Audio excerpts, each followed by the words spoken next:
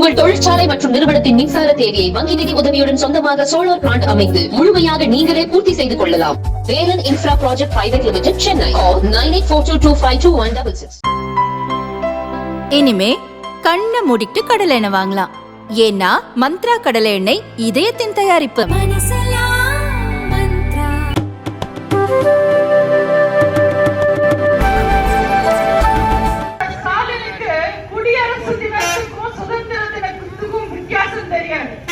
கணக்கு தெரியாது, வரலாறு தெரியாது, இலக்கியம் தெரியாது. அவ்வளோ ஏன் சீன கொடிக்கும் இந்திய கொடிக்கும் வித்தியாசம் தெரியாது.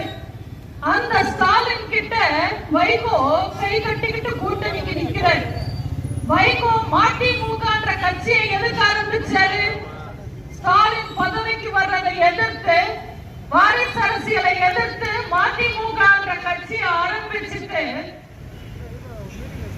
அவருக்கு ஆதரவா 5 பேர் தீ குளிச்சாங்க. அவங்கள பலி கொடுத்துட்டு இன்னைக்கு யார பத்தியும் கவலைப்படாம அவரோட வாரிசுக்கு ஒத்த சீட்டு கிடைச்சா போதும்னு சுயநலத்தோட நிக்கிறார்.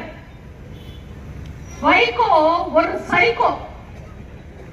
துரை வைகோ அரை வைகோ. அவருக்கு பேச கூட தெரியாத குறை வைகோ. துரை வைகோக்கெல்லாம் ஏமாந்து ஓட்டு போட்டீங்கன்னா அவர் நாடாளுமன்றத்துக்கு போய் அப்பா பேரை சொல்லி அழுதுகிட்டு நிப்பாரே தவிர சத்தியமா மக்களுக்காக எதையும் பேச மாட்டாங்க. இன்னைக்கு துரை வைகோவை இங்க நிக்க வச்சுக்கிட்டு இருக்கிறதே திமுக பலி கொடுக்கறதுக்கு தான். நீங்க எல்லாம் நியூஸ்ல பார்த்திருப்பீங்க.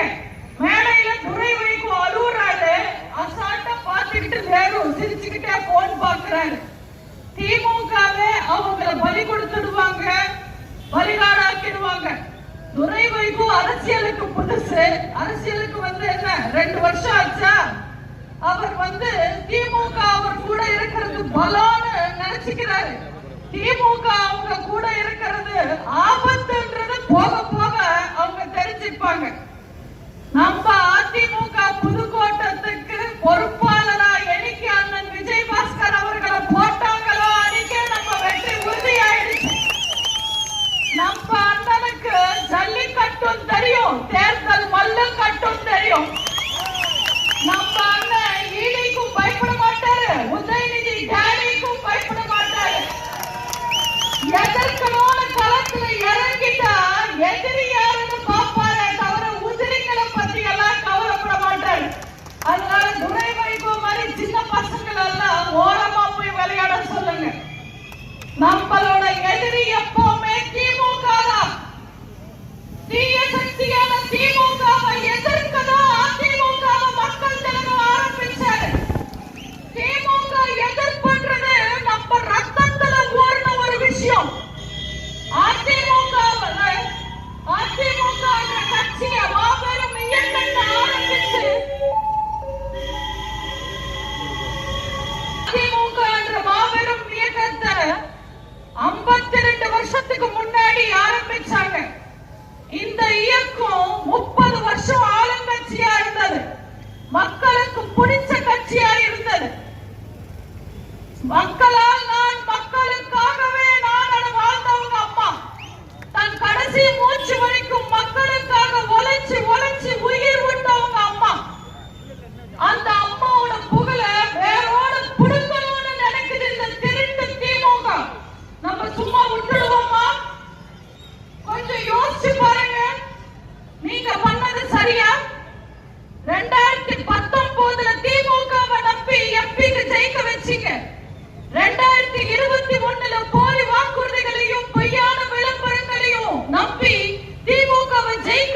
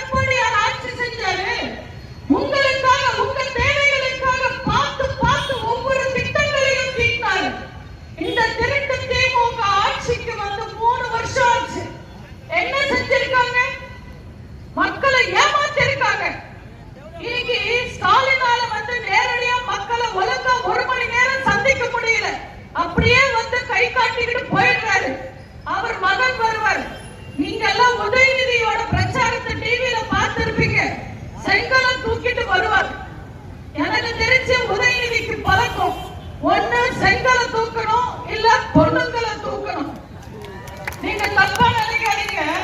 தேர்தல் சமயத்துல செங்கலை தூக்குவாரு, ஷூட்டிங்ல பொண்ணுங்களை தூக்கி பாட்டு பாடி டுயட் பாடுவாருன்னு சொல்ல வரேன். செங்கலை தூக்குறதுனால தமிழ்நாட்டு மக்களுக்கு என்னங்க பிரயோஜனம்? என்ன பிரயோஜனம்? செங்கலை தூக்குறதெல்லாம் ஈஸி. ஆனா இந்த திருட்டு திமுக ஆட்சி காலத்துல இருக்கிற ஊழல தூக்குறது கஷ்டம். திமுக காரங்களோட அராஜகங்களை தூக்குறது கஷ்டம். இன்னைக்கு கஞ்சா விற்பனை வளர்த்திருக்காங்க, அந்த கஞ்சா விற்பனையை தூக்குறது கஷ்டம். நீட் ஒழிப்புன்னு பேசி மக்களை ஏமாத்துறாங்களே, அந்த நீட்டை தூக்குறது கஷ்டம். இப்படி எதுவுமே தூக்க முடியாம செங்கலை தூக்கிட்டு வராரு. நீங்க யோசிச்சு பாருங்க, உதயநிதி அரசியலுக்கு வந்து அமைச்சராகி தமிழ்நாட்டு மக்களுக்கு துரும்பாவது கிள்ளி போட்டிருக்காரா? ஒரு பொறுப்பான அரசியல்வாதி, ஒரு பொறுப்பான அமைச்சர், ஒரு பொறுப்பான முதலமைச்சரின் மகன் மக்களை சந்திக்கும் போது மக்களுக்கான திட்டங்களை தூக்கிட்டு வரணும். இப்படி பைத்தியக்காரத்தனமா கல்ல தூக்கிட்டு வரக்கூடாது. இத பத்தி கேள்வி கேட்டா நம்ம அண்ணன் எடப்பாடியார் கிட்ட பால்டாய் போய் குலந்தத்தனமா ஜோக் அடிக்கிறாரு. நான் கல்ல காட்டுறேன், நீங்க பல்ல காட்டுறீங்க, மரியாதை இல்லாம பேசுறாரு. ஒரு மனுஷன் சிரிக்கிறது கூடவா குத்தம்? திமுகவை பொறுத்த வரைக்கும் அவங்க ஆட்சி காலத்துல அவங்க குடும்பம் மட்டும்தான் சிரிக்கணும், மத்தவங்க சிரிச்சா அவங்களுக்கு பொறுக்காது. அதுவும் சரிதான். இந்த ஆழம் தெரியாத திமுக ஆட்சி காலத்துல யார் வந்து நிம்மதியா வாழ்றாங்க, யார் வந்து சந்தோஷமா இருக்காங்க? விலையெல்லாம் ஏத்திட்டாங்க, வரியெல்லாம் ஏத்திட்டாங்க. இந்த உதயநிதி வீரன் மாதிரி பேசுறாரு. மத்திய அரசாங்கத்துக்கிட்ட நாங்க நிதி கேட்டோம், அவங்க தரல, அதனால நாங்க மக்களுக்கு எதுவுமே செய்யலன்னு போய் பேசுறாரு. நாங்க நிதி கேட்டா மத்திய அரசாங்கம் கொடுக்க வேண்டியது தானே, அதெல்லாம் அவங்க அப்பா வீட்டு காசான்னு கேட்கிறாரு. அந்த உதயநிதியை நான் கேட்கிறேன், ₹1 நம்ம வரி பணமா கட்டினா அதுல 50 பைசா மத்திய அரசாங்கத்துக்கு போகுது, 50 பைசா மாநில அரசாங்கத்துக்கு வருது. அப்ப மக்கள் வரி பணமா கட்டுற அந்த பணத்தை வச்சுக்கிட்டு நீங்க மக்களுக்கு நல்லது பண்ணலாம் இல்ல, புதிய திட்டங்களை கொண்டு வரலாம்ல. ஆனா திமுக செஞ்சாங்களா? செய்ய வேண்டியது தானே, அவங்க அப்பா வீட்டு காசா? எப்போ மக்களுக்கு பிரச்சனை வந்தாலும், வெள்ளம் வந்தாலும், மழை பெஞ்சாலும் மக்களை ஏமாத்துறதுக்காக நாங்க 6000 தருவோம், 8000 தருவோம், 10,000 தருவோம், எல்லா ரேஷன் அட்டைக்கும் தருவோம் வாக்குறுதி சொல்றாங்க. ஆனா வேலை முடிச்சதுக்கு அப்புறம் நாங்க சக்கரை காட்டுக்கு தரமாட்டோம், ஐடி கட்டுறவங்களுக்கு தரமாட்டோம், சொந்த வீடு வச்சிருக்கிறவங்களுக்கு தரமாட்டோம்னு மக்களை ஏமாத்துறாங்க. எல்லா மக்களுக்கும் தர வேண்டியது தானே, அவங்க அப்பா வீட்டு காசா?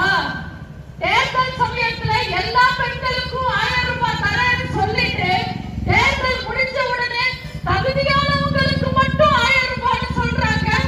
அடுத்தவன் பொண்டாட்டிக்கு தகுதி இருக்கா இல்லையான்னு சொல்றதுக்கு ஸ்டாலின் யாரு?